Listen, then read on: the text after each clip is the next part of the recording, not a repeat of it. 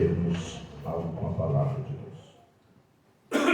Amantíssimo Deus, querido, eterno, soberano Pai, em nome do Senhor e Salvador Jesus Cristo, com a graça, Senhor, e ajuda, consolo do Espírito Santo, na Tua presença, Senhor, entramos em oração neste momento. Recebe-nos, ó Pai, diante do Teu trono em oração. Pai querido, e aponta para nós o Teu cetro de equidade, o Teu cetro de amor, o Teu cetro abençoador, Senhor, o Teu cetro de misericórdia. Que possamos ser alcançados, Senhor Deus, por Ti nesta noite, Senhor. Dando sabedoria e inteligência ao glorioso Espírito Santo, porque só o Senhor, meu Deus, é que pode nos fazer entender a Tua palavra. O Senhor é o inspirador desta palavra. Por isso, Senhor, com a nossa própria sabedoria e inteligência, não conseguimos, Senhor, entendê-la. Nos ajuda, Espírito Santo, a entender a Tua palavra. Ó Senhor Deus, as grandiosidades e o mistério da Tua palavra, Senhor, e aquilo que o Senhor colocou no coração do Teu servo, inspirando, ó Deus, através desta lição, para que nesta noite possamos acrescentar algo em nossa vida espiritual. Pai Santo, eterno e poderoso, eu Te agradeço por cada vida, Senhor, que já tem chegado a esta casa de oração. Aqueles que estão vindo, Senhor Deus e amado Pai, guarda, livra de todo mal, assim como fizeste conosco, e que eles possam chegar em paz. Deus Santo, aqueles que por motivo justo, ó Deus, não poderão estar aqui nesta noite, o Senhor sabe e conhece. Alcança e concede a bênção e a vitória. E aqueles, ó Pai, que teria tudo para aqui estar, mas não se interessam pelo aprendizado da Tua palavra, não se importa com o crescimento, ó Pai querido, espiritual, através da Tua palavra, que o Senhor nos alcance, Senhor Espírito Santo, porque o Senhor ainda é o único que convence do pecado, da justiça e do juízo, e que possamos estar cada dia nos preparando, ó Deus, e estarmos na Tua presença, Te glorificando através do aprendizado da Tua palavra. Assim, Pai, eu Te louvo e Te agradeço, não só agora, mas para todos sempre. Amém e amém, Senhor Jesus. Graças a Deus. Podeis assentar, queridos. Eu quero louvar com os irmãos o hino 151 da nossa harpa. Glória a Deus. Fala, Jesus querido.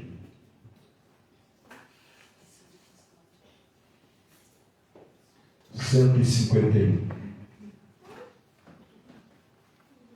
Glória a Deus.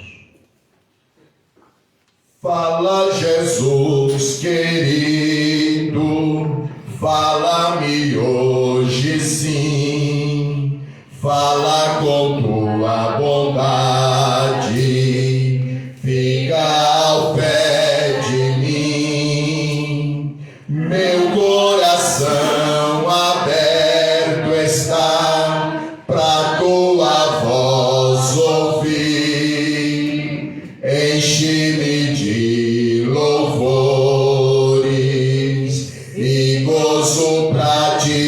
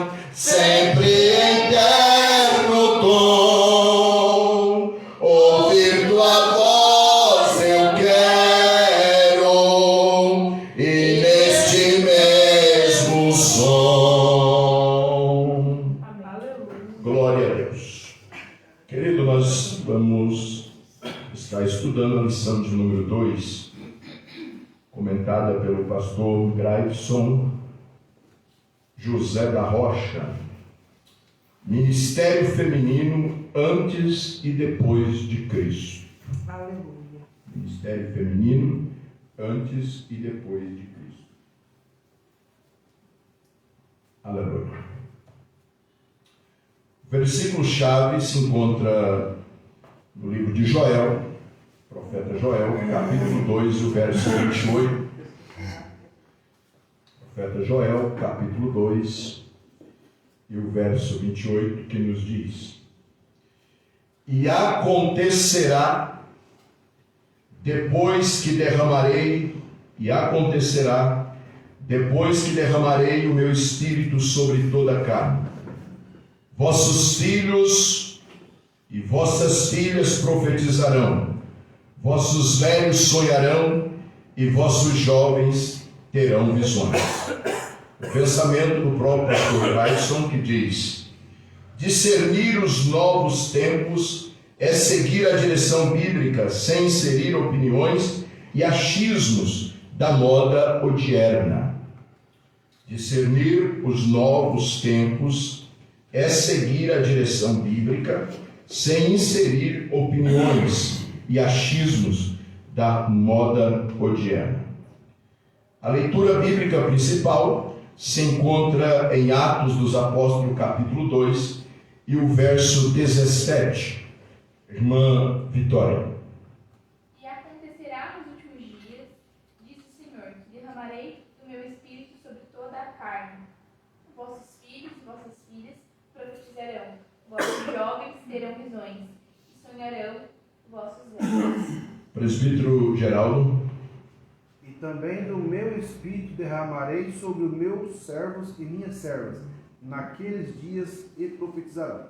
Diaconisa Cláudia. Mostrarei prodígios em cima do céu e sinais embaixo na terra: sangue, fogo e vapor de fumaça. Irmã Júlia. O sol se converterá em trevas e a lua em sangue, antes que venha o grande e glorioso dia do Senhor. Irmão José Luiz. E acontecerá que todo aquele que invocar o nome do Senhor será salvo. Amém. Ministério feminino antes e depois de Cristo. É bíblico ou não é bíblico? Está errado?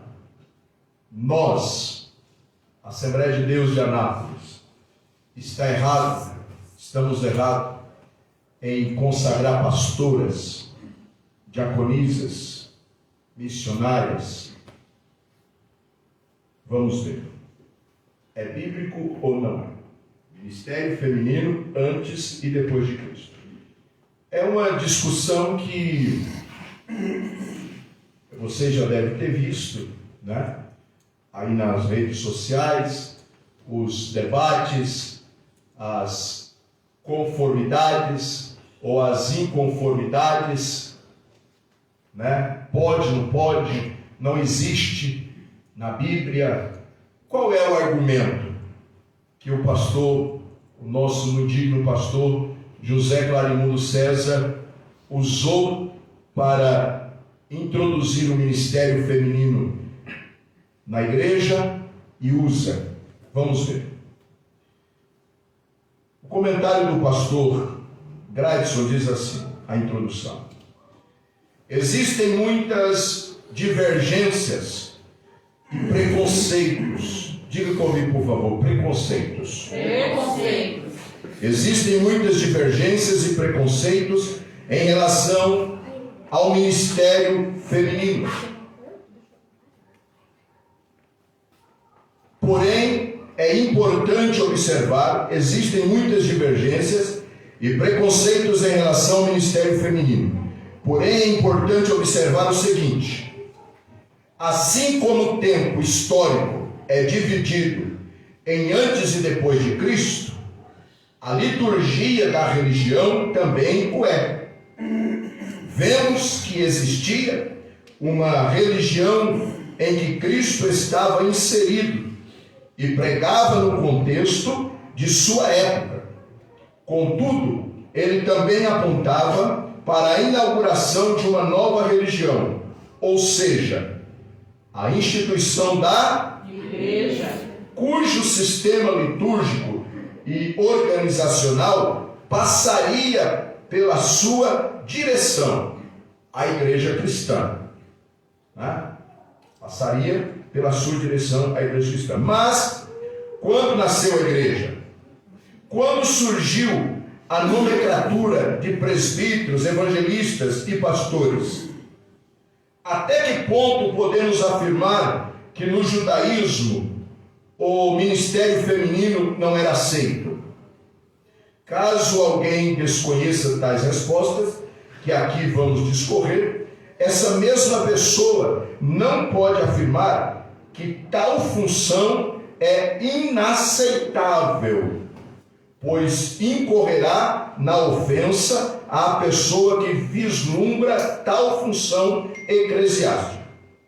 Como disse Carl Jung, entre 1875 e 1961, médico e pensador suíço, ele diz o seguinte: conheça todas as teorias, domine todas as técnicas, mas ao tocar uma alma humana, seja apenas outra alma humana. Ou seja, se coloque no lugar de uma pessoa. Isso aqui, esse pensamento aqui no Cal, é uma lição para nós cristãos, que se nós observássemos de fato essas palavras, que médico, né, conheça todas as teorias, domine todas as técnicas, mas ao tocar uma alma, seja apenas outra alma humana. Tocar uma alma humana seja apenas... é se colocar no lugar da pessoa. No nosso caso aqui, no estudo, no texto, se nós olharmos quem mais trabalha na igreja, são as irmãs. Sim ou não? sim. As mulheres que mais trabalham na igreja. Todas as igrejas, todas, denominações evangélicas, tem mais mulher do que homens. São mais, talvez mais sensíveis ao evangelho, enfim, não sei. Mas quando se trata de trabalhar, isso desde o tempo de Jesus, nós vamos ver, as mulheres na denominação, na congregação, são as que mais trabalham, são as que mais se dispõem. Então, seria desumano não se colocar, menosprezar o ministério de uma mulher, menosprezar o ministério de uma irmã, né? No entanto, porque ninguém é para fazer, a gente faz para ser. O nosso ministério, ele é observado a partir do momento que a pessoa executa algo. Não sei se você conhece, mas eu conheço, talvez você conheça, e se lembre, pessoas que foi levado ao ministério por conveniência. Não sabe nada. É menino. Ou é menina. Não tem estrutura de nada. Por quê? Porque foi por conveniência. Isso serve para homem e para mulher. Ministério é para quem faz. Ministério é para quem trabalha. Ministério é para quem já executa. Então a questão de ser levado ao ministério é o que Paulo disse, que quem deseja o episcopado, ele não falou, o homem que deseja o episcopado, está lá em 2 Timóteo 3, o homem que deseja o episcopado, excelente honor, ele disse assim, quem deseja o episcopado, quem deseja o ministério, excelente obra deseja. Já era o Espírito Santo inspirando Paulo de que não tem questão de ser só homem, não. Então, nós precisamos, né, já quando entrarmos na lição, termos essas observações e abrir a nossa mente. Ainda que exerçamos o nosso livre-arbítrio, não podemos ter uma visão fragmentada das pessoas e muito menos dos dons ministeriais dados por Cristo a elas. Seria o mesmo que enxergar apenas uma letra de uma frase inteira, ou apenas uma cor do arco-íris.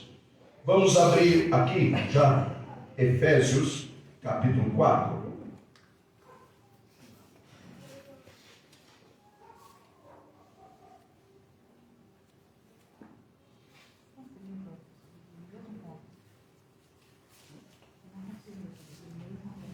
Efésios capítulo 4, versículo 1, diz assim a palavra de Deus: Por isso eu, o prisioneiro no Senhor, peço que vocês vivam de maneira digna da vocação a que foram chamados,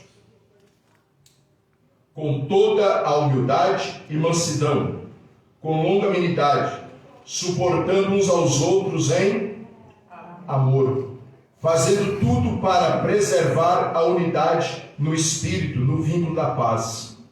Há somente um corpo e um só Espírito, como também é uma só a esperança para a qual vocês foram chamados. Há um só Senhor, uma só fé, um só batismo, um só Deus e Pai de todos, o qual é sobre todos, age por meio de todos e está em todos. Deus é Deus de confusão, irmãos? Não. Deus fala algo que ele não quis falar? Não. Deus fala exatamente o que ele quis falar e ele não é Deus de engano nem Deus de confusão. Se fosse só para um gênero, a Bíblia estava trazendo bem claro: homens, não a todos, Pai dos homens, o qual é sobre todos os homens, e age por meio de todos os de gênero masculino. Seria assim. Então já dá para nós, isso nós temos que observar quando o Senhor fala de todos, é todo gênero humano aqui. Mulher, quando foi para citar sobre mulher, citou mulher. Quando foi para citar homem, citou homem. Quando foi para citar o gênero humano, citou o gênero humano, todos. Então nós vamos falar a todos, tá? Agora o que é que nós temos que aprender? Porque vai haver divergência. É claro que há. Até mesmo hoje a minoria, né, dos ministérios assembleianos, acho que um ministério só assembleiano hoje, que não, né, dos mais antigos como nós, que não consagra pastora. Os demais todos, Madureira, Santos, Perus, Anápolis, todos, Fama, os ministérios antigos, todos consagram. O único que ainda e fica botando o bedelho aí é a missão, que eles aqui no Paraná chamam de missão, e em São Paulo, em outros lugares, chamam de Belém. Mas logo isso também já vai, entendeu? Porque começa os questionamentos. Por que lá pode? Ah, porque não é bíblico. Mostra que não é bíblico. Porque eles falam que está na Bíblia. Os que reconhecem o pastorado feminino falam que está na Bíblia. E aí? Por isso que a gente tem que conhecer a Bíblia Sagrada. Está pautado na palavra de Deus, está. Para refutarmos todos esses ataques, é através da palavra. Mas pastor, é só pastor ou diaconisa? Diaconisa também. Tudo feminino. Mas vamos lá. No tempo do Pentateuco, aqui eu nem vou fazer muito comentário, irmão, para nós ir logo lá para onde tem a prova de que nós não somos herégicos e não estamos pecando, e muito menos deixando a desejar por apoiar quem merece apoio. Entendeu? Conforme o livro de Gênesis, Deus criou o homem primeiro e a mulher depois. Sim ou não? Sim. Colocou o homem como cabeça e a mulher como auxiliadora. Está em Gênesis 2:18. Preste bem atenção nessas colocações. E colocou a mulher como auxiliadora, a mulher do lado do homem. Alguns podem argumentar esse trecho bíblico para opor-se ao ministério feminino. Mas vejamos a sequência do raciocínio. Opor-se de que jeito? Não. O homem é o cabeça, foi Deus que criou o homem como cabeça. Como lemos na introdução, nós, estudantes da palavra de Deus, da Bíblia Sagrada, nós temos que estudar a Bíblia através do Espírito Santo. E quando nós estivermos estudando a Bíblia, irmão, nós temos que ter o discernimento de quando a Bíblia está falando para judeus, de quando a Bíblia está falando para ímpios, para incrédulo, e de quando a Bíblia está falando para a igreja. Entendeu? Tem coisas que a gente vê em algumas igrejas evangélicas, eles colocando, que é para Israel, é para os judeus, tem nada a ver para os evangélicos. Entendeu? Não é errado, mas é ridículo e mostra quando um pastor ele não tem esse discernimento. Quando você vê uma igreja evangélica com os candelabros dentro da igreja, isso não é símbolo do evangelho, não é símbolo do cristianismo. O símbolo do cristianismo, o único símbolo do cristianismo, o nosso símbolo, se eu quisesse colocar um símbolo, que nem o Diácono Lucas vai fazer, né, Diácono? Vai fazer, em nome de Jesus.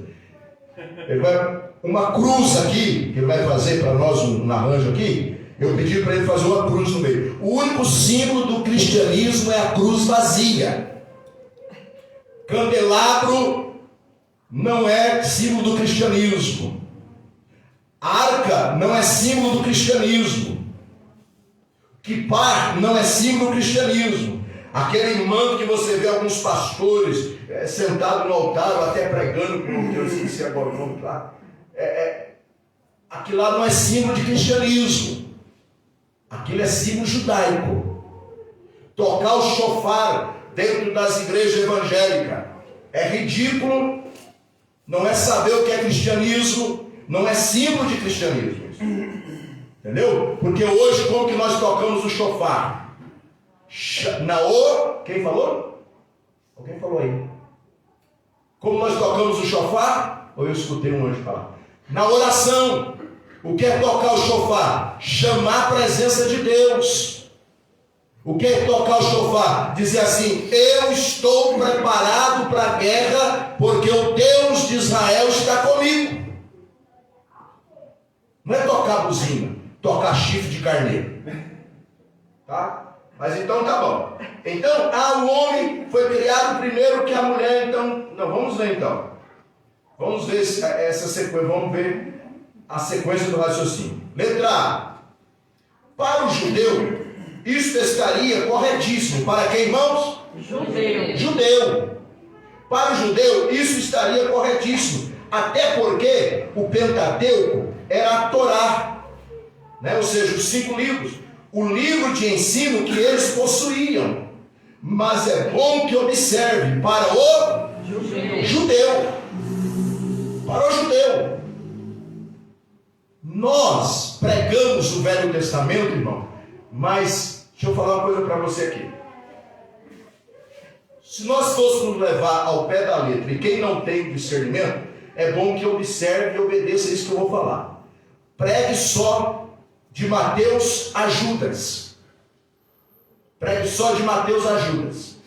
É a mensagem do Evangelho. Mateus a Judas. E Apocalipse também. Se dominar e saber falar que ali são as coisas futuras. Mas se não, de Mateus a Judas. Para pregar o Velho Testamento, como nós pregamos, porque acreditamos que a Bíblia é de Gênesis a Apocalipse, mas porém eu não posso pregar o Velho Testamento e aplicar algo, a lei que Deus deu para Israel, sobre a igreja. Dizer, olha, tá vendo? Não pode. Porque Deus está falando, não, mas Deus estava falando para o judeu. Como que eu tenho que pregar hoje, na graça, o Velho Testamento? Como nós pregamos, tendo a consciência de que o Velho Testamento é a sombra, aponta para Jesus. É ver Jesus no Velho Testamento. A revelação de Jesus é enxergar através do Espírito Santo os símbolos de Jesus no Velho Testamento. Aí eu posso trazer uma mensagem cristocêntrica, se eu tiver essa consciência. Porque nós, cristãos, nós não pregamos outra mensagem, a não ser a mensagem salvadora, a mensagem cristocêntrica, a mensagem de que convence o pecador para a salvação, para se arrepender dos seus pecados. Caso contrário, se eu não tenho esse discernimento do que é para judeu e do que é para a igreja, eu só prego de Mateus a Apocalipse. Eu não me meto a pregar o Velho Testamento se eu não consigo enxergar Jesus revelado no Velho Testamento. É Jesus. O centro da mensagem cristã é quem? Jesus. Pronto. Então, se fosse os judeus, está certo usar isso, porque é o que eu usava, está na palavra. 2. Apenas os sacerdotes podiam ensinar a lei ao povo. Dito isso em Levítico 10 e 11. E para ensinardes aos filhos de Israel todos os estatutos que o Senhor lhes tem falado por intermédio de Moisés. Por que isso? Tá certo? Tá certo. Mas para quem que Deus está falando isso? Para quem, irmãos? Para os judeus. Eu tenho que ler a Bíblia, eu não posso pegar Levitamento aqui, ó, para ensinar. Não. Só o sacerdote. É para o judeu. Primeiro, letra A. Do 2. Para o judeu, isto estaria, o quê? Para o judeu. Porque está no livro que o judeu usa. No livro que o judeu usa, a Torá não tem Mateus, não tem Marcos, não tem Lucas, não tem Apocalipse, não tem Efésios, não tem isso. Não tem o Novo Testamento. Então lá, a ideia para o judeu está certíssima, corretíssima. A mulher jamais poderia ensinar ao povo, já que o sacerdote era o Arão e não a sua esposa. Lá, esposa de sacerdote não era sacerdotisa.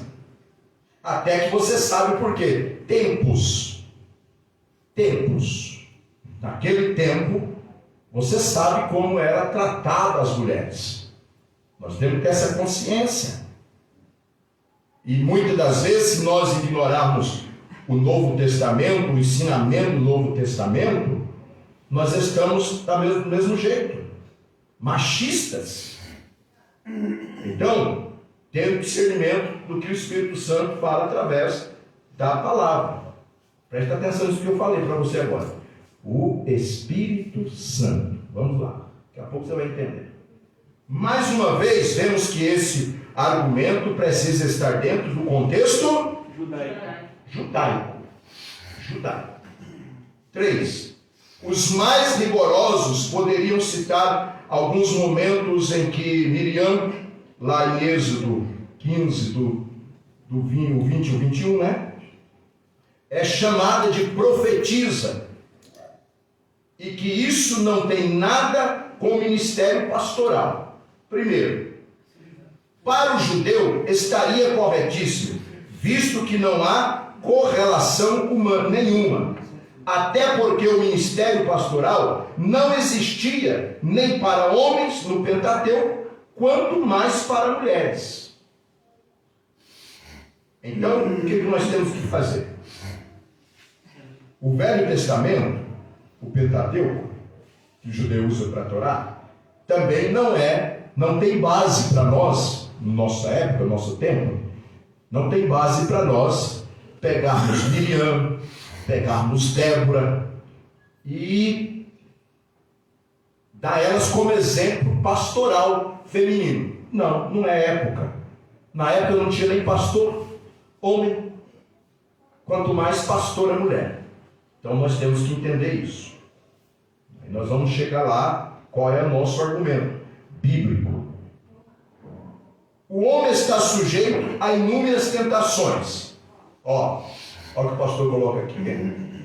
Tentações do egoísmo, tentações do ódio, tentações do orgulho, tentações do dinheiro, tentações da lascívia e assim por diante. Mas ninguém se lembra das tentações da vaidade. Como assim? Homens vaidosos. É só para homem. Isso é coisa de homem. É. E por que tem coisa que isso é coisa para as irmãs? Isso é coisa para as irmãs na igreja fazer. Isso não é coisa de homem fazer na igreja. Ué? Que distorção é essa? Né? E aí, representante? Ué? Coisa em casa.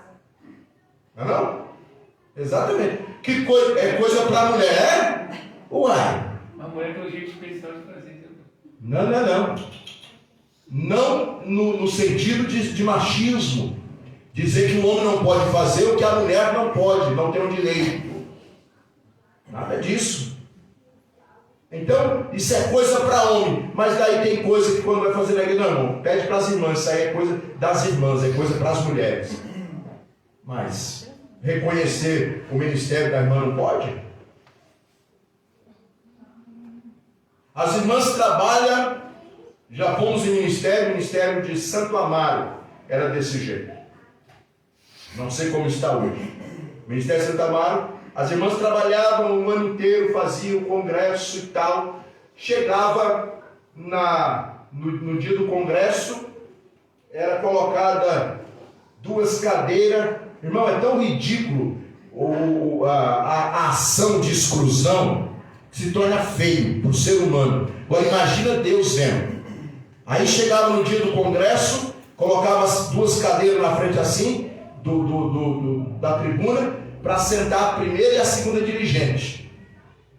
E os machos tudo sentados no altar. Quem não trabalhou, quem não apareceu nenhum círculo de oração, que eu conheço pastor que não vai no círculo de oração, não está junto com as irmãs orando, não foi o ano inteiro nenhuma oração. Aí chega no dia do congresso, está lá ele em cima da tribuna e a coitada da irmã sentada na frente embaixo, servindo de visual para todo mundo. Isso é ridículo. No Novo Testamento, Deus não se agrada disso. Isso é coisa do Velho Testamento, não é coisa do cristianismo. Não, irmão. A Bíblia é bem clara em dizer: dê honra a quem tem. Se a pessoa trabalhou, se a pessoa orou, se a pessoa buscou, se a pessoa organizou, é ela que tem que orar para a abertura do congresso, é ela que tem que estar dirigindo o culto, é ela que tem que estar dando, é ela que tem que estar fazendo os agradecimentos a Deus por ter dado a vitória a elas. É honra a quem tem honra. É a Bíblia que diz. Então, ninguém lembra da tentação da vaidade. Ser tentado a ser vaidoso. Nossa, que congresso que a minha igreja fez. E a coitada da irmã sentada lá. Ele não fez coisa nenhuma, nem orar, orou. E quem realizou o congresso, quem orou pelo congresso, está lá, sentado lá embaixo. Vaidade. Vaidade. Elas também existem, né? Elas também existem e isso tem se tornado cada vez mais comum no meio do povo de Deus. Quando nossas escolhas estão sempre firmadas em nossos padrões morais e não espirituais. O negócio é espiritual, irmão. Está na Bíblia, está na palavra de Deus. É através do Espírito Santo.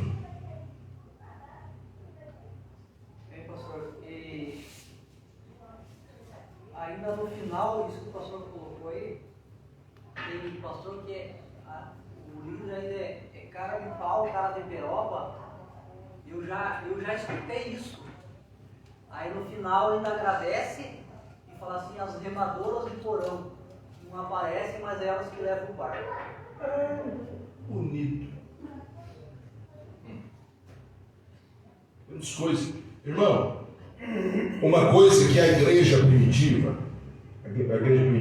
a igreja Assembleia de Deus, presbítero Sérgio, nos primórdios, dizia assim. Você nunca ouviu, ninguém nunca ouviu falar essa frase aqui. Não vou falar porque é errado. Mas eu vi muitos pastores assembleianos falando: círculo de oração é o esteio da igreja. Tá certo isso, irmão? Que base bíblica tem para isso? Um pastor falar isso? Ele não pode ser carregado por ninguém. Ele pode ser amparado, ajudado. Agora deixar as irmãs pagar o preço de oração na igreja? E os obreiros? Não, não. O esteio da igreja somos todos nós, somos templo do Espírito Santo. O círculo de oração é a coluna da igreja. Aonde está escrito isso? Que base bíblica é bom? Na hora do bem bom, presidente, é bom, é gostoso falar isso. Deixar as irmãs, coitadinhas, todas inchadinhas. Vocês são esteios, são a coluna da igreja. Mas na hora de honrar, cadê as colunas? Cadê as colunas na hora da honra? Então esse negócio não. Não tem mocidade que é coluna, tem de oração, é todo mundo. Todos nós que amamos, todos nós que temos compromisso, todos nós que somos compromissados com o reino de Deus. Por quê? Porque nem todas as irmãs do círculo de oração oram. Porque nem todos os obreiros oram. Porque nem todo jovem ora. Porque nem todo músico ora. Então que coluna mequetrefe é essa? Era coluna se estivesse todos na mesma unidade. Mas não, nem todos estão.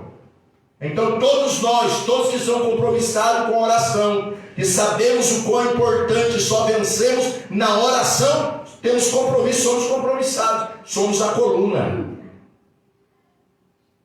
Ou formamos a coluna, melhor colocando, né? Todos nós, toda a igreja, toda a congregação. Porque na hora de querer soltar uma bajulação, fala isso, mas na hora da prática, então honra, reconhece. Muito bem. Então nós vimos aqui o tempo do Pentateuco, que se fosse o pensamento, as colocações dos judeus para os judeus, maravilha, certíssimo. Vamos para o tempo da Tanakh. A Tanakh também conhecido como Bíblia Hebraica, que daí já tinha outros livros, já não era mais só os 5, aí já colocava os profetas, aí já colocava a Lamentação, colocava lá tem os Salmos, os Provérbios, né? É um conjunto de textos considerados sagrados para os judeus. Primeiro, no livro de Juízes, capítulo 4, verso 4, temos a figura de Débora, uma mulher que tinha a missão de decidir sobre situações complicadas entre o povo. Ela aparece no escrito do Antigo Testamento tendo em vista a omissão masculina da época. Vejamos alguns aspectos acerca disso. Por quê? Ela aparece no escrito do Antigo Testamento tendo em vista a omissão masculina da época. O que ela fez, se um homem diz, não, deixa comigo, Débora, sou eu que vou fazer, ele estava certíssimo. Por que Débora fez? Você conhece. Por que Débora fez? Por causa da omissão masculina. Mas olha o que aconteceu. Então, vejamos alguns aspectos acerca disso. Valorizar e respeitar quem tem opinião divergente é salutar, né? É correto. Muito bem. Mas concordar que Débora é referência para o ministério pastoral feminino é forçar demais o texto histórico. Porque não é. Como eu disse, nem Miriam, nem Débora, porque tem que ver o contexto e a época e o tempo a qual Débora agiu. Veja bem, Débora não tem nada a ver com o ministério feminino, pastoral feminino. Até porque, olha só, a própria Débora chama Baraque para liderar Ela chama Baraque para liderar. Por quê? Ela tinha, isso aqui é muito importante também você e eu guardar. Ela tinha consciência que ela estava fazendo por omissão masculina. Mas o que ela estava fazendo era para um homem fazer. Aí ela chama Baraque para ele liderar. Está lá em Juízes, no capítulo 4, versículo 6 ao 10. Vamos ver?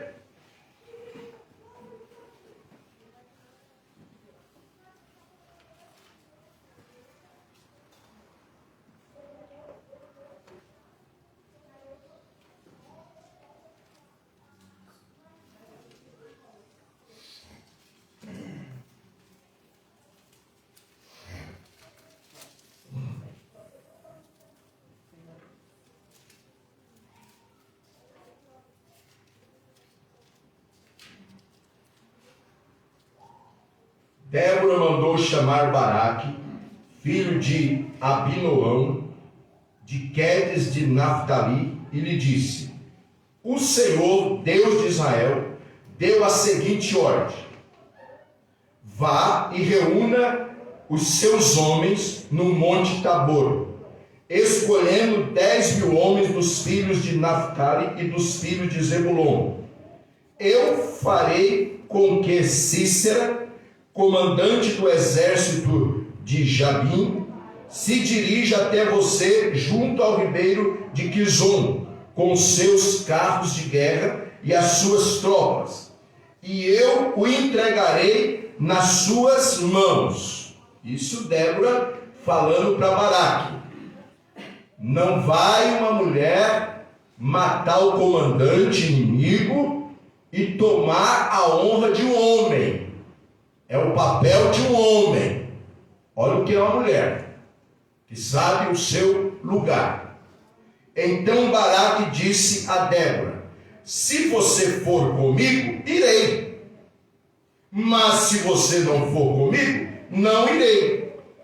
Ela respondeu: certamente irei com você, mas a honra da investida que você está empreendendo não será sua, porque o Senhor entregará Cícera nas mãos de uma mulher. E Débora foi com Baraque até Quedes. Então Baraque convocou as tribos de Zebulon e Naftali em Quedes. 10.000 homens o seguiram, e Débora também foi com ele. Então, olha bem, veja bem aqui, irmãos, preste atenção. Um exemplo então. Mais um lugar de uma mulher. Débora diz assim: olha, e outros falam: não fica bem, Baraque, você é o comandante. Aí eu mato Cícera, o comandante inimigo, vai ficar ruim para você. Poxa, uma mulher derrotou e tal. Eu vou, mas se eu matar, não vai ficar legal para você. A honra não vai ser sua, a honra vai ser de uma mulher. Aí Baraque: não tem problema não. Não tem problema não. As atitudes dele, né? Com as atitudes dele, falou: não tem problema não, pode ficar a honra para você. Mas se você não for, eu não vou. Mas isso aqui não tem nada a ver com um exemplo de um pastoreio feminino. Não é esse contexto. É uma situação histórica do Velho Testamento. Ela não está fazendo papel nenhum aqui. A liderança dela não é uma liderança pastoral. Não é uma liderança pastoral. Então também não serve de nós darmos ela como exemplo. Muito bem. E no versículo 9, ela o encoraja a assumir sua função de liderança. Nós lemos aqui: certamente irei com você, mas a honra da investida que você está empreendendo não será sua. Você está convocando os homens. Não precisa eu ir. Você vai derrotar, porque o Senhor entregará Cícera nas mãos de uma mulher, se eu for. Bom, então no versículo 9, a sua função de liderança, ainda que a sua presença estivesse com ele. Logo percebemos que para o judeu seria impossível vislumbrar um ministério feminino baseado na pessoa de Débora. Por quê? Porque esse é um texto é a história do povo judeu. E eles não considerando, eles não investindo em Débora para um ministério feminino, eles estão certos. Estão certos. Porque não é. No livro de 2 Reis, capítulo 22, o verso 14, temos o texto que traz a personagem Hulda, uma profetisa que também não poderia ser usada para os ministérios da igreja, já que esta está inserida em contexto, época e função diferentes dos ministérios hoje distintos no corpo de Cristo. Então, Hulda também, 2 Reis, vamos ver aqui, 2 Reis, capítulo 22 e o verso 14,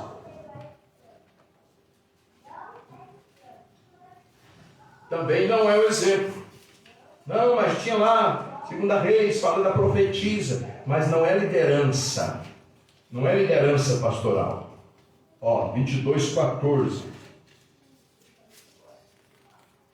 Então, o sacerdote Uquias, Aicão, Aquibor, Safã e Azias foram falar com a profetisa Hulda, esposa de Salum, encarregado das vestimentas da casa do Senhor, filho de Tikvá, filho de Arás. Hulda morava na parte nova da cidade, em Jerusalém. Eles lhe contaram o que havia acontecido. Vou ler o 15. E ela lhes disse: assim diz o Senhor, o Deus de Israel, diga-o ao homem que os enviou a mim. Assim diz o Senhor: eis que trarei desgraça sobre este lugar e sobre os seus moradores, a saber, todas as palavras do livro que o rei de Judá leu. Não tem liderança nenhuma pastoral aqui. Sim ou não? Tem vestígio de liderança pastoral nenhuma aqui. Então, Hulda também não pode ser exemplo de liderança pastoral feminina. Mas vamos lá. Estamos chegando no nosso tempo. Tempo de Cristo. E no tempo de Cristo? Como que é? Muitos têm zelo sem conhecimento. Muitos têm zelo sem Conhecimento. entusiasmo sem esclarecimento. Zelo sem conhecimento e entusiasmo sem esclarecimento. Em outras palavras, são inteligentes, mas falta-lhes orientação. O conhecimento sem zelo toma o lugar do zelo sem conhecimento. O propósito de Deus inclui os dois. O zelo dirigido pelo... Por quê, irmão? Porque olha aqui, se nós fazemos algo na obra de Deus, e a gente diz assim, não, é por zelo da obra de Deus. Aí alguém pergunta para mim ou para você, qual a base bíblica para esse zelo? Não, é que eu acho que tem que ser. Não, teu achismo não adianta nada. Meu achismo não resolve nada. Ou a Bíblia é só quando é para o meu bel prazer que eu digo que ela é minha regra de fé. Na hora de eu dar alguma explicação, é o meu achismo? Não. Todo zelo tem que ter uma base bíblica. Todo zelo tem que ter. É por zelo da obra de Deus, irmão. Porque a Bíblia fala assim, assim, assim. É por zelo da família, porque a Bíblia fala assim, assim, assim. Entendeu? Zelo e conhecimento. O conhecimento sem zelo toma o lugar do zelo sem conhecimento. O propósito de Deus inclui os dois. O zelo dirigido pelo conhecimento e o conhecimento inflamado pelo zelo. Por que eu tenho que buscar conhecimento? Para que eu possa fazer bem feito. Por que eu tenho que buscar conhecimento? Para que eu pregue bem, sabendo o que estou pregando. Por que eu tenho que buscar conhecimento? Para que eu ensine sabendo o que estou ensinando. Por que eu tenho que buscar conhecimento? Para que as minhas conversas tenham fundamento. Então, eu preciso buscar conhecimento. O conhecimento é inflamado pelo zelo. Inflamado pelo zelo. Então, eu tenho zelo, por quê? Então, eu busco conhecimento, para que eu saiba de fato o que é ser zeloso. E não por capricho. Quando entra, eu acho que é assim, irmão, pensando que está fazendo certo, não é zelo, é capricho. E capricho é bem diferente de zelo. Capricho é para o cara se aparecer. Quando ele tem zelo, quem aparece é Deus. Capricho é para ele ser coroado. Zelo, quem é coroado é Jesus. O rei é Jesus. Então, e o conhecimento inflamado pelo zelo. É como disse certa vez o doutor John McClay, quando era presidente do seminário de Princeton, ele disse o seguinte: a entrega sem reflexão é fanatismo sem ação, mas a reflexão sem entrega é a paralisia de toda ação. Vamos ler isso aqui de novo? A entrega sem reflexão, o cara vai fazer desinvestado, sem refletir, sem saber o que está fazendo. Aí lá na frente está tudo errado. Não refletiu, não pensou, não tem base bíblica, não tem orientação bíblica. Vai dar com a manada de burro todo nas naves, vai de água abaixo. É fanatismo em ação, mas a reflexão sem entrega é a paralisia de toda ação. Refletiu, pensou, buscou base, viu que tem base, faça, haja, pelo amor de Deus. Tem segurança, está refletindo, buscou base, buscou conhecimento, sabe que é o certo a fazer, descruza o braço, meu irmão, e vai fazer, e faça.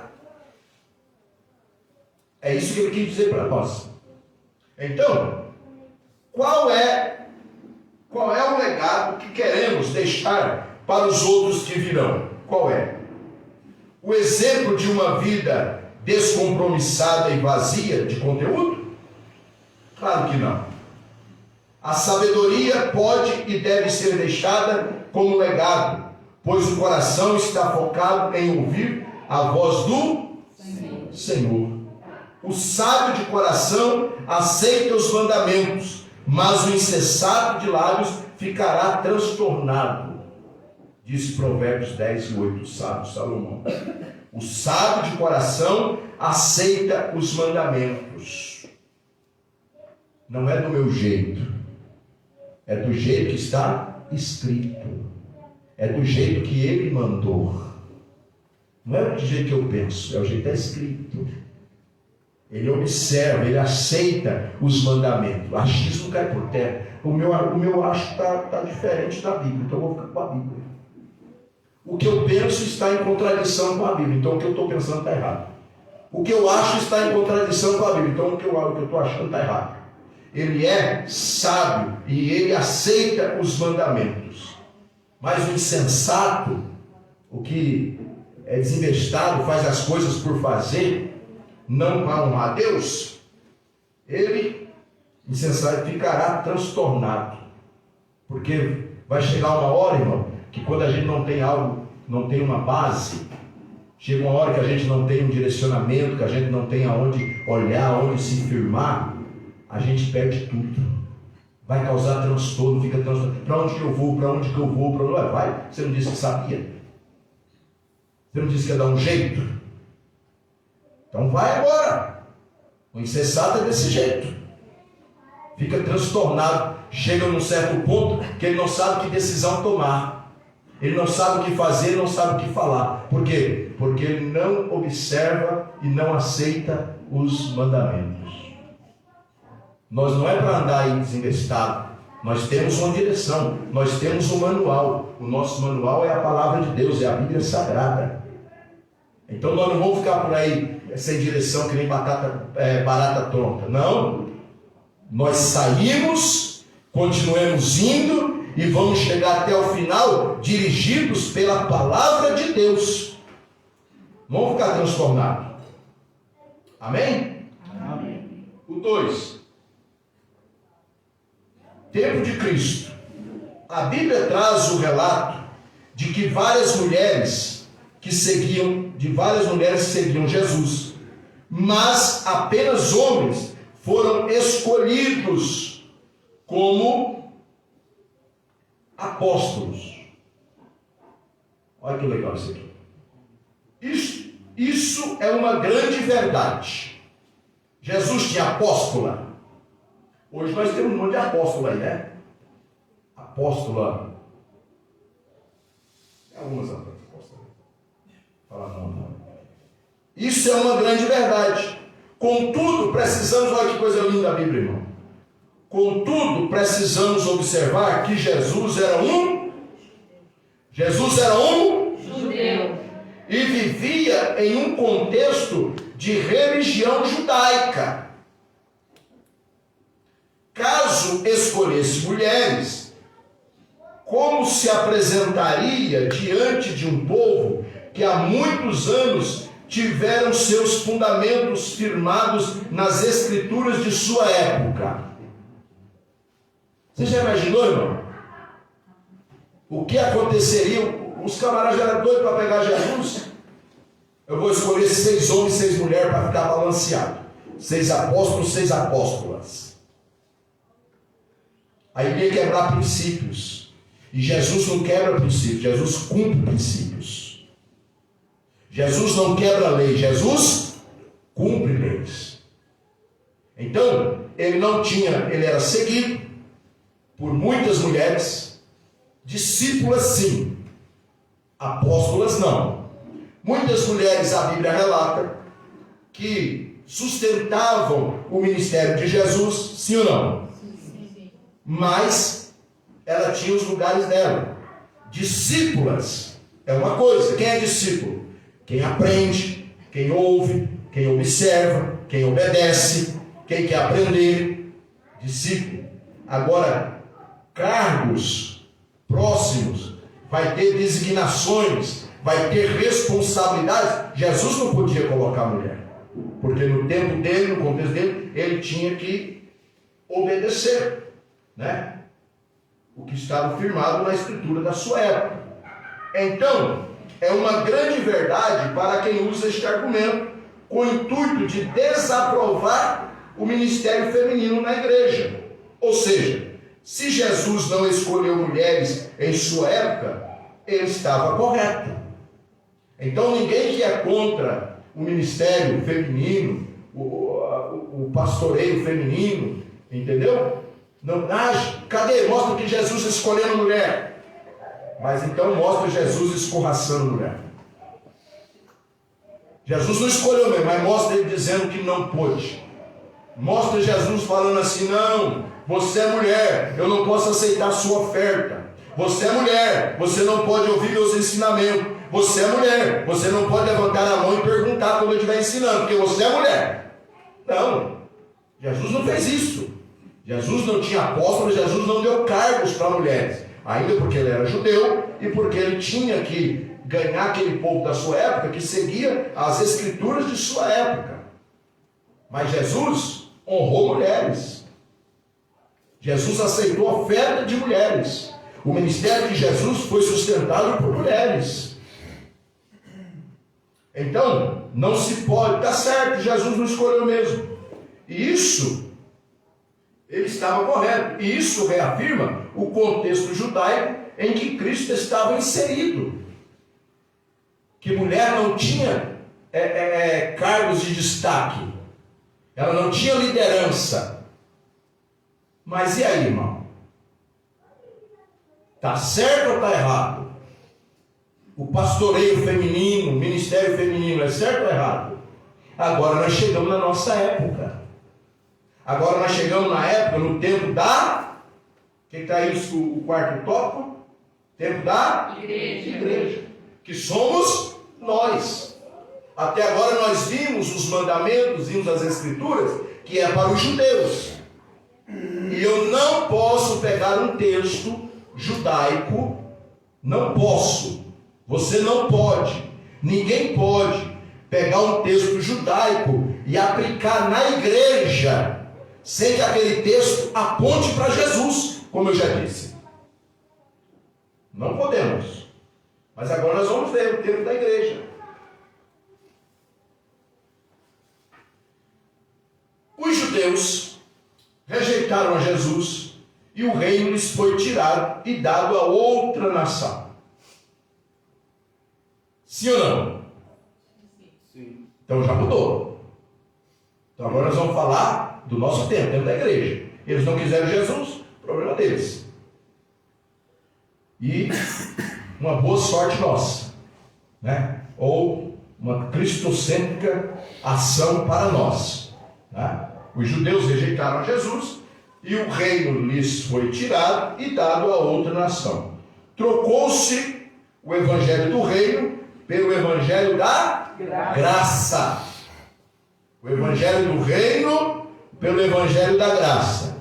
O evangelho do reino, alguns escolhidos. O evangelho da graça, todos têm o direito e podem a chance, o direito, a chance, a abnegação, o favor imerecido, todos têm, homens e mulheres. Esse é o evangelho da graça. Dentro de uma perspectiva pentecostal, conforme Atos 2, agora nós estamos falando o quê? No tempo da... Nós estamos falando agora do Evangelho, Atos, Novo Testamento. Dentro de uma perspectiva pentecostal, conforme Atos 2, observamos o nascimento da igreja. Definida e marcada por um acontecimento genuíno do Espírito Santo. Na época, não devemos, claro, negar que sobre Miriam, naquele momento, instante, passageiro, veio o Espírito Santo.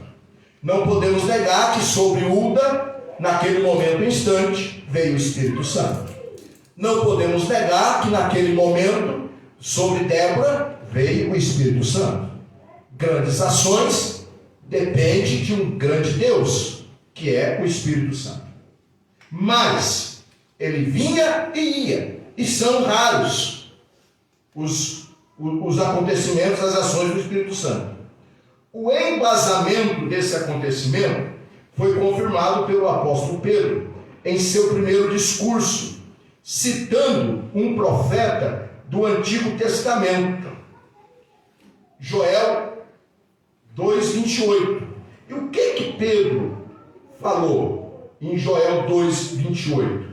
O que nós lemos, tá? Em Atos 17. E acontecerá, nos últimos dias, diz o Senhor, ou diz Deus, que derramarei do meu Espírito sobre todos os homens, masculino, todo gênero masculino. É isso? Como que está aí? Sobre toda vossos filhos e vossas filhas. Vossos filhos e vossas filhas profetizarão. Vossos jovens terão visões e sonharão vossos velhos. Muito bem. Então, Pedro, aliás, repetiu esse discurso lá, o que Joel tinha profetizado lá no Velho Testamento. Os judeus na época de Joel não entenderam. E na época de Pedro não seria tão diferente assim. Eles também não entenderiam, pois o texto de Joel seria uma visão de uma igreja ecumênica para o antes e o depois da cristandade. E nisso cabe ressaltar o termo da religião judaico-cristã. Ou seja, a igreja totalmente cristã, voltada a Cristo, seu centro, ainda não tinha nascido. Então tinha muitas coisas que era do judaísmo e aplicava-se à igreja.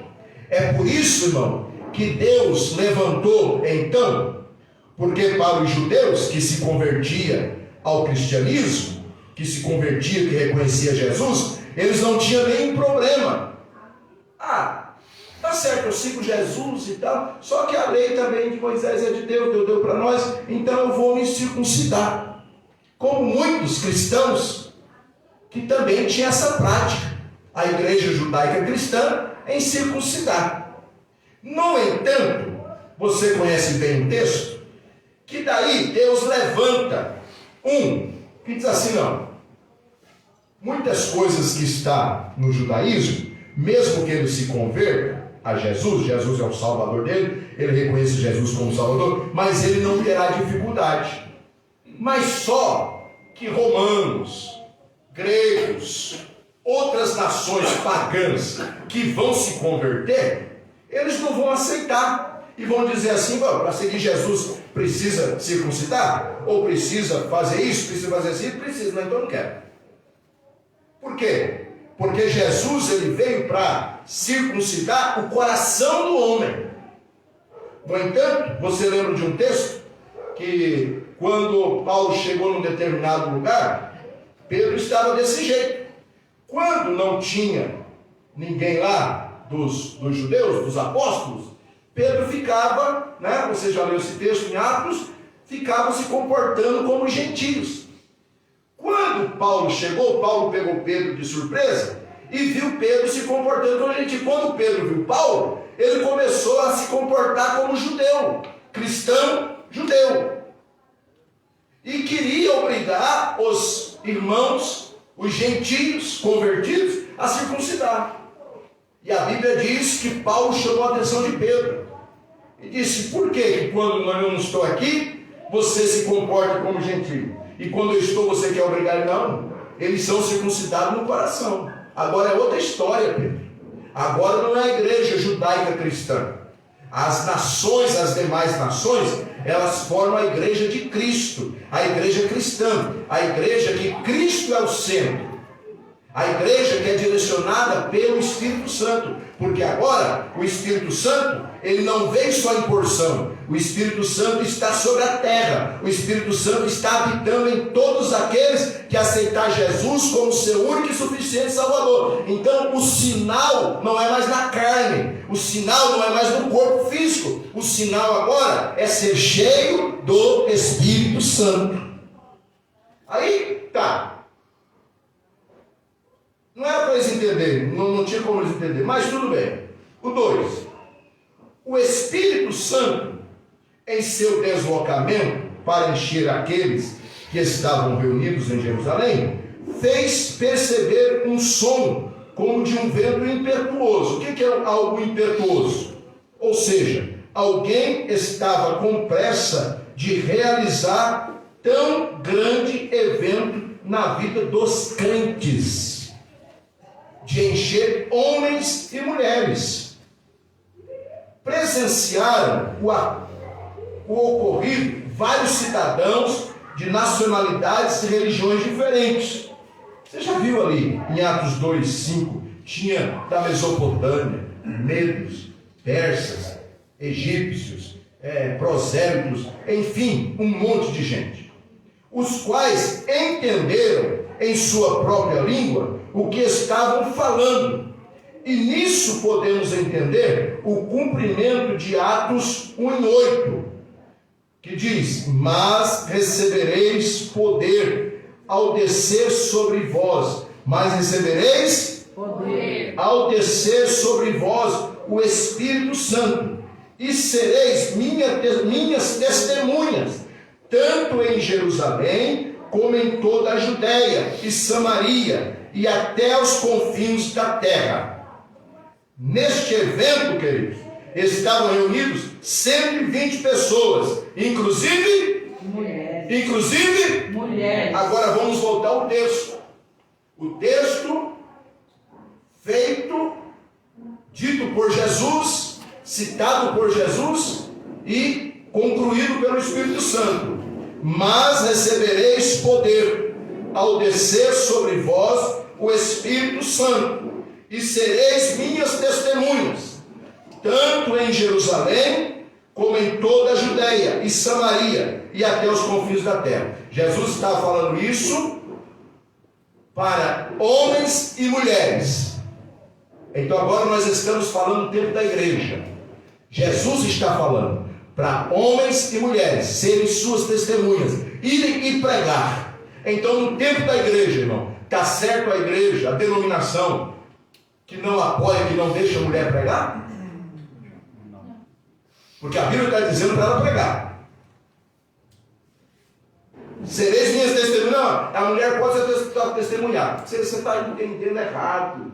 Você fala para a pessoa. Esse minhas testemunhas não é para dar um testemunho, não é só para, não, é para falar da minha grandiosidade, é falar que eu sou o caminho, é falar que eu sou a vida, é falar que ninguém vem ao Pai, é pregar, é ser cheio do Espírito Santo, receber o poder para pregar, e através da sua vida o Espírito Santo, mulher, convencer as pessoas do pecado, da justiça e do juízo. É ser testemunha, é dizer, olha que mulher cheia do Espírito Santo, cheia da presença de Jesus, através do Espírito Santo. Aonde? Na Judéia e Samaria, e até os em Jerusalém, e na Judéia, em toda a Judéia e Samaria, e até os confins da terra, porque elas foram cheias do Espírito Santo. Agora, por que um homem é reconhecido? Porque ele é cheio do Espírito Santo. Por que o ministério de um homem é reconhecido? Porque ele tem compromisso com o Espírito Santo.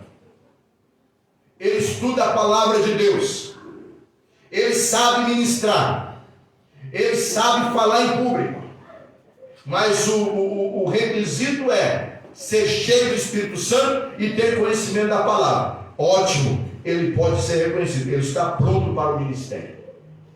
Mas a Bíblia não diz que é para todos? Sim ou não? Então uma mulher cheia do Espírito Santo, de conhecimento teológico, de conhecimento da Bíblia, ela também pode ser, deve ser reconhecida no seu ministério, seja diaconal, seja de missões, seja pastoral. Porque a Bíblia está dizendo que ela pode. Está aqui. Todos foram cheios, e é para todos testemunhar, é para todos ser a minha testemunha, desde que sejam cheios do Espírito Santo. Por quê? Olha aqui, irmão, vamos aqui para frente. Terceiro, vamos chegar lá. Na profecia de Joel, citada em Atos 2,17, temos a expressão nos últimos dias. Nisso compreendemos o período que chamamos hoje, o ano aceitável do Senhor, quando ainda há a necessidade de anunciar a salvação. E o texto, de anunciar a salvação, então, é urgente a pregação. Só homens não dá conta, é urgente. Então, nos últimos dias, precisa de homens e mulheres anunciar a salvação. E o texto segue dizendo que o Espírito do Senhor será derramado sobre o quê? Toda a carne. Toda. Homem e mulher. Nesses últimos dias, Deus quer levantar, Deus quer usar homens e mulheres que se colocam na brecha, que queiram ser cheios do Espírito Santo. E nisso não há distinção de pessoas, é toda a carne, homens e mulheres. E nisso não há distinção de pessoas. Foi a forma mais ampla e geral do derramar daquele que iria reger e organizar tudo na igreja inaugurada. Quem que rege, quem que organiza? O Espírito Santo. O Espírito de Deus. Ele que manda, ele que usa. Não é o gênero, ser masculino ou é feminino. Não é o conhecimento catedrático, não é o conhecimento secular, não. É a presença do Espírito Santo. Agora aqui, irmãos, se eu terminasse agora e perguntasse para você, quem sou eu, quem é você, quem é qualquer um, para fazer a acepção de uma pessoa a qual Deus Todo-Poderoso, chamado Espírito Santo, não faz? Quem sou eu, quem é qualquer pessoa para dizer que não pode? Sendo que o Espírito Santo está dizendo não pode, porque eu vou usar ela, eu estou nela, eu enchi ela para isso. Ou o Espírito Santo agora mudou, ele faz graça? Ele enche alguém para fazer graça? Ele enche o homem para ficar fazendo graça, ele enche o homem para fazer... Não, ele enche uma pessoa, ele enche a nossa vida, ele está na nossa vida com um propósito. E ele enche uma mulher do Espírito Santo com um propósito. Agora, é claro que nós vamos ver o seguinte. E nesse mesmo texto, olha aí, nesse mesmo texto, após o cenário geral, inicia o contexto particular, a saber, filhos e Filhas. filhos e filhas. Ué, o que traz em seu escopo o texto de gênero igualitário, sem distinção alguma, para a Igreja. igreja? Então a igreja formada, a liderança da igreja, quem está na frente da igreja para organizar a igreja, através do Espírito Santo, é aquele, é aquela que é chamado, é aquela que se coloca na brecha, é aquele que se coloca na brecha. Entendeu? Conheço mulher que é pastora, é cheia do Espírito Santo. E o ministério, erroneamente, levou o esposo ao presbitério. Mas, na minha opinião, estou falando para você de conhecimento de causa, ele, para ser um cooperador, ele tem que aprender muita coisa ainda. Com todo respeito aos cooperadores. Então não deve. Se ela tem chamada, é ela. Ah, mas tem que... Fica feio, né, irmão? Fica feio lá no tempo do judaísmo. Agora é para quem é chamado. O filho é chamado? Beleza. A filha é chamada? Beleza. Ele tem chamado, ela não tem. Mas tem que levar, né, irmão? Porque nós temos outras pastoras, e daí ele senta lá na tribuna, e tem outras pastoras lá, as esposas de outros pastores sentadas, está sentada lá porque tem chamada. Ela não tem chamado para ser pastora. E já que a Bíblia está dizendo filhos e filhas, homens e mulheres, então a Bíblia está nos ensinando que é para quem tem? Chamado. É para quem tem? Chamado. Se a esposa tem chamado, o esposo não tem, meu irmão? Sinto muito. Ela é pastora, ele não é. Ela é chamada para o ministério, ele não é. E ele tem que ser humilde, cristão, servo de Deus suficiente para reconhecer que a esposa tem chamado e ele não tem. E ela não tem que ficar bicuda também. É pastor, fulano é pastora, mas ela tem chamada. Você tem chamada? Não, então você não pode ser pastora. Vai devagarzinho, vai de acordo com a tua chamada. Por quê? Porque a Bíblia está dizendo que é o Senhor, filhos e filhas. O que traz em seu escopo o contexto de gênero igualitário, sem distinção alguma para a igreja. A igreja não faz distinção, mas é para quem tem? Consta ainda, jovens e velhos. Quando, no contexto judaico, os mais novos eram submetidos a entenderem que apenas os mais velhos poderiam se manifestar. Agora, na eclésia, na igreja, e é na igreja agora, fora das paredes, eclésia quer dizer fora das quatro paredes, a igreja, os mais novos, assim como os mais velhos, seriam usados em dons e manifestação do Espírito Santo, uma perfeita ação igualitária da idade. Então você vê que o Espírito Santo, olha aqui, o Espírito Santo, ele diz, não tem mais homem e mulher. O que eu quero é que ambos sejam cheios do... Não tem mais velho e moço. O que eu quero é que se coloque na brecha e seja cheio do... Não tem mais negócio. Não, eu sou porque eu sou mais velho. Não. Você é velho, mas não tem Espírito Santo. Você é mais velho, mas não é cheio do Espírito Santo. E quem capacita é o Espírito Santo. Lá quem fazia era posição. Aqui quem faz é quem é cheio do Espírito Santo. Lá era usado quem tinha posição. Aqui é usado quem é cheio do Espírito Santo. Lá era usado quem tinha estado. Aqui é usado quem é chamado, quem tem chamado, quem se prepara, quem busca. É a igreja. A igreja é formada, direcionada e capacitada pelo Espírito Santo. Então nós estamos vendo, irmão, que qualquer coisa, qualquer situação fora da ação do Espírito Santo, da ordenança do Espírito Santo, da direção do Espírito Santo na igreja, essa igreja não é cristã. Essa igreja não é cristã. Essa igreja, a igreja cristã é aquela que obedece os ditames do Espírito Santo e dá vazão do Espírito Santo sem extinguir, sem fazer distinção daqueles que o Espírito Santo não faz. É ser cheio. Agora a igreja, quem vai para o céu? A igreja. E a Bíblia diz que na igreja não tem sexo. Na igreja não tem gênero. A igreja não tem, no céu não tem anja. No céu tem anjo. E quando nós chegar lá no céu, a Bíblia diz que não casarão nem se darão em casamento. Por quê? Porque não tem gênero. Todos nós receberemos um corpo incorruptível, glorificado como o corpo de Jesus Cristo. E Jesus, irmão, é homem ou mulher? Eita! E Jesus é homem ou mulher?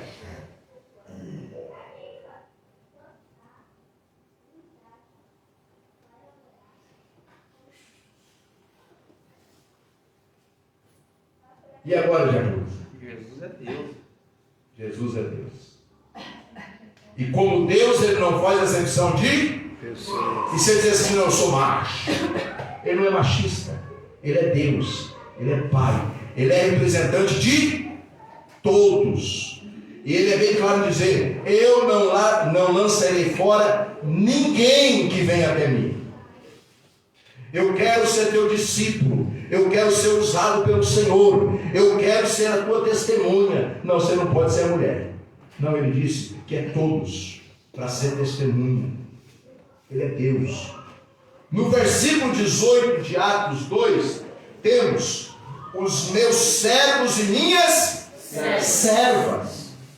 Mas uma particularização do derramar do Espírito. Porém, no contexto social, ou seja, não importa se é alguém com menos posses, ainda que pertence à servidão. Meus servos e minhas servas. Aqui, esse meu servo e serva, servos e servas, não está falando, irmão, em questão. Aqui está nos ensinando o seguinte, que não é escolhido pelo que tem, não é escolhido pelo que possui, não é escolhido pela sua posição social, não. Os meus servos e servas, mais uma particularização, derramar do Espírito, porém no contexto social, ou seja, não importa se é alguém com menos posses, ainda que pertence à servidão, que seja empregado. Na época, no começo aí que nós tínhamos escravos, não importa, Deus encheu escravos do Espírito Santo. Vocês lembram de algum da Bíblia? Deixa eu tomar um golinho de água quando vocês lembram de um escravo.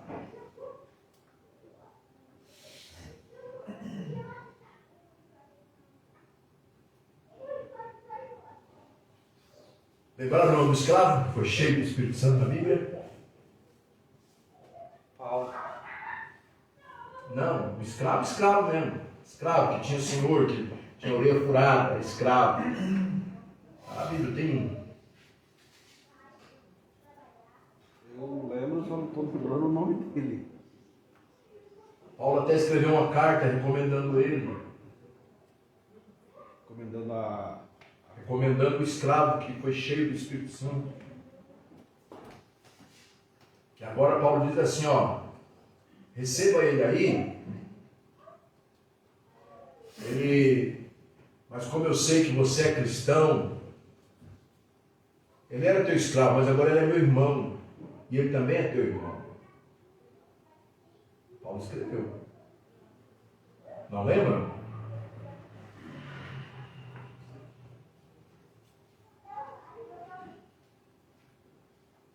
Não lembra, irmão José Luiz?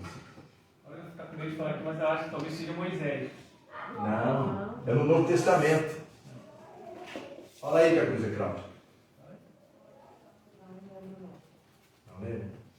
Paulo escreveu uma carta a Filemon. recomendando quem? Timóteo. Não, Não? Timóteo não era escravo. Recomendando o escravo fujão. Era o... Será que era Onésimo? Bota 3 opções. Não tem. Era Onésimo? Não. É? Onésimo? Será que era Onésimo? Era escravo, fugiu e encontrou Jesus. Então, aqui está mostrando o que o Espírito Santo, o cumprimento do Espírito Santo, servos e servas, né? Não precisa ter posse, e ainda que pertencesse à servidão, Onésimo pertencia, ele fugiu do seu Senhor. Aqueles que pertencem, meus e minhas. Olha o que ele está falando, são meus e minhas. São servos, são servas, mas são meus e minhas. Serão cheios também. E isto traz mais uma vez o reforço dos gêneros feminino e masculino. Feminino e masculino. Então, a igreja, irmão, não faz acepção de pessoas. A igreja tem pastora, a igreja tem pastor, a igreja tem pastora, a igreja tem pastora, a igreja tem diaconisa, a igreja tem obreira, a igreja tem cooperadora, a igreja tem missionária.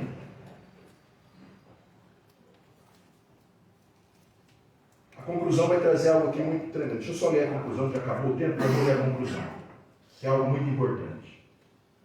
Precisamos olhar para a igreja como um corpo governado pelo cabeça. Quem é? Jesus. E guiada pelo Espírito Santo.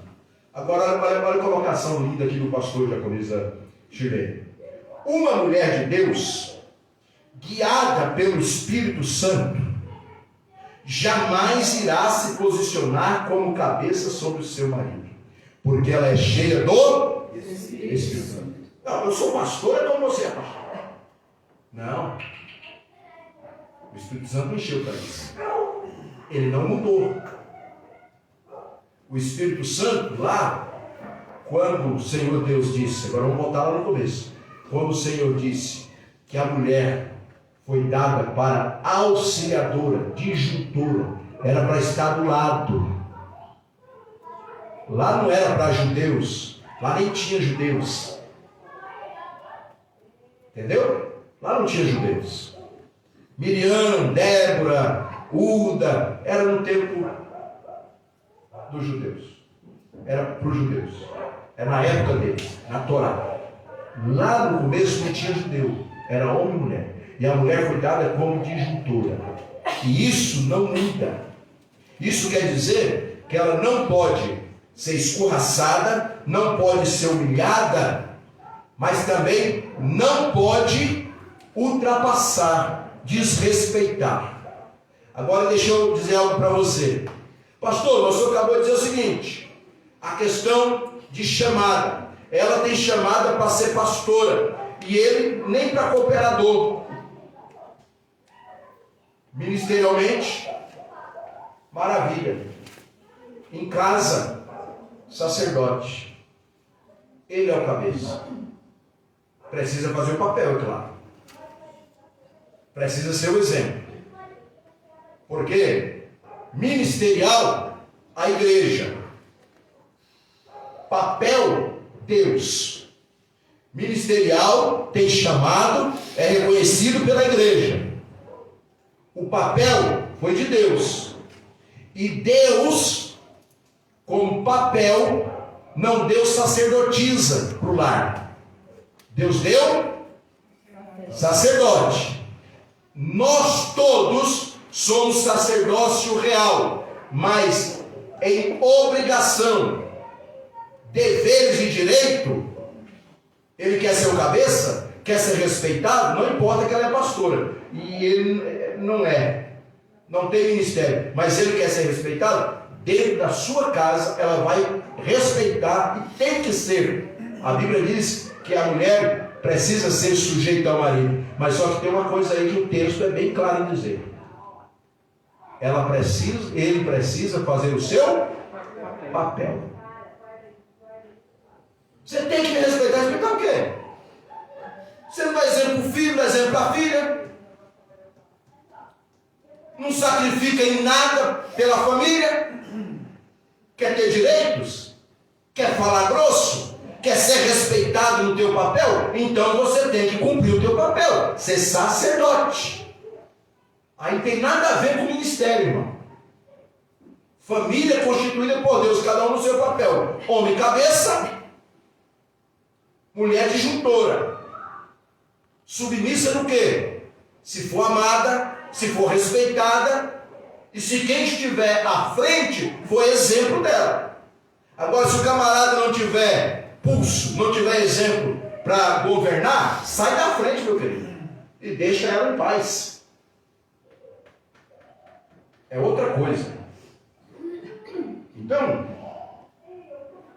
como cabeça sobre o marido, sobre o seu marido. Ao contrário, se submeterá a ele como a palavra orienta e servirá ao Senhor com o seu ministério, entendendo o seu chamado e se posicionando como serva e filha guiada e cheia do Espírito Santo. anunciando o Senhor até que ele venha. Pastora, ele não é nada, ele é membro. O esposo não tem chamado e não se mete, é servo de Deus, sabe que a esposa tem chamado, apoia. Pastora, eu queria lhe convidar para vir pregar aqui em tal dia e tal. Meu querido, eu vou falar com meu esposo, e daí eu confirmo a agenda. Tá bom? Tá bom. Por quê? Ela é pastora. Ele não tem ministério. Só que ela, antes de ser pastora, ela é esposa. E ela, por ser cheia do Espírito Santo, ela sabe o seu lugar. Por quê? Porque ela é cheia do Espírito Santo, e quem é cheio do Espírito Santo busca conhecimento na palavra, e ela é sábia, cheia do Espírito Santo, e ela sabe a palavra, que uma mulher sábia, ela é o quê? Então não tem, irmão. Ela pode ser pastora. Ah, mas ela vai ficar cheia de querer. Não. Tem uns que não é nada e já fica cheio de nada. Tem uns que não é nada e grita com o esposo em público. Tem uns que não é nada, o esposo está conversando com o pastor, está conversando com alguém, chega dando pitaco, chega chamando a atenção do pastor. Então não é questão de ser reconhecido o seu ministério. É uma questão dela ser serva de Deus.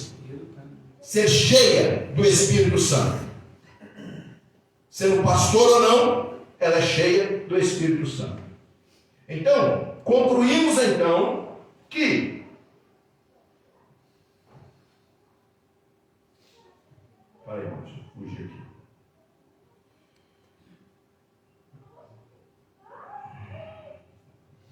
Só os testes.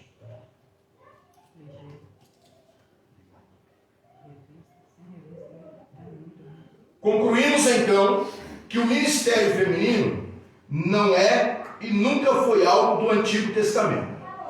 Então, se procurar no Antigo Testamento, você não acha mesmo. Nenhuma mulher do Antigo Testamento serve como base para eu e você falar que o nosso ministério está certo em consagrar pastora. Não. Isso é respaldo da igreja, dentro da igreja, Novo Testamento. Aquelas mulheres lá, nenhuma tinha o desígnio pastoral, liderança pastoral, nenhuma. Mas no Novo Testamento nós temos respaldo que ela pode. Nunca foi algo do Antigo Testamento, e sim do Novo Testamento, proveniente da estrutura litúrgica e organizacional da igreja. Precisamos olhar para frente, entendendo que não importa a idade ou gênero. Temos que viver uma vida com objetividade e habilidade para controlarmos sentimentos pessoais, tendo uma mente aberta e que o Senhor continue nos abençoando. Então agora eu faço uma pergunta. Pode ou não pode o ministério pastoral feminino? Pode. Hã? Vocês acharam que pode? Sim. É necessário. Me esforcei tanto aqui, vocês dizem que pode. Pode, irmão? Pode. Pode. Claro que pode. Porque o Espírito Santo não escolhe gênero. Ele não escolhe quem eu vou usar ele, vou usar ela, não. Ele, filhos e filhas, servos e servas, todos. Todos. Porque nós estamos vivendo o tempo da igreja. Tempo da igreja. Então, se alguém te desafiar e mostra, não precisa fazer muito esforço. Você vai e abre Atos 2. Mostra para ele. Ah, mas não, então mostra para mim que aqui não está falando de homem e mulher. Por quê? A não ser que ele esteja falando de conveniência. Porque o cara é consagrado pastor pela quantidade de dízimo, pela casa que mora, pelo carro que anda. Com todo respeito, só um exemplo aqui. O servente pedreiro tem chamado, é cheio do Espírito Santo. Não é observado, não é enxergado e não é reconhecido. Chega o empresário na igreja, com seu carrão, paga pizza para o pastor, churrascaria. Não, esse tem que ser pastor. E logo vai ser meu auxiliar. Conveniência. Por conveniência, não pode. Por chamado e por ser cheio do Espírito Santo, todos, todas podem. A Bíblia está dizendo que pode. Então você não se esforça muito. Quando alguém te afrontar, só abra Atos 2 e mostra que ali é todos, todas, filhos e filhas, e serão cheios do Espírito Santo para ser testemunha de Jesus. Amém, queridos? Amém. Coloquemos sobre os pés, em nome de Jesus Cristo. Quinta-feira estaremos aqui buscando a presença de Deus. Se você está funcionando a maquineta, se você tiver a sua oferta, você tiver o seu dízimo, quiser usar o cartão, use, né? A pastora está ali para lhe atender, em nome de Jesus. Não leve a sua oferta, o seu dízimo embora. Precisamos mantermos firme nessa posição de sermos contribuintes da casa de Deus. Senhor Deus, Pai querido, eterno e santo, em nome do Senhor e Salvador Jesus Cristo, eu quero te agradecer, ó Pai, pela vida de cada um, de cada uma dos teus servos e servas, que nesta noite, ó Pai, se disponibilizaram para estar aprendendo a tua gloriosa e poderosa palavra. Senhor, que nós possamos buscar ser cheios da tua presença, Espírito Santo. O que faz a diferença não é se é homem ou se é mulher. O que faz a diferença é se é cheio do teu Espírito Santo. Nos ajuda, Pai. É o que nós pedimos e te agradecemos, não só agora, mas para todos sempre. Amém. Que o grande amor de Deus, a graça de nosso Senhor e Salvador Jesus Cristo, a doce e sublime comunhão do Espírito Santo, esteja com todos nós e com todo o Deus na terra. Todos digam alegres e abençoados. Amém e amém. Cumprimente o irmão com a paz do Senhor.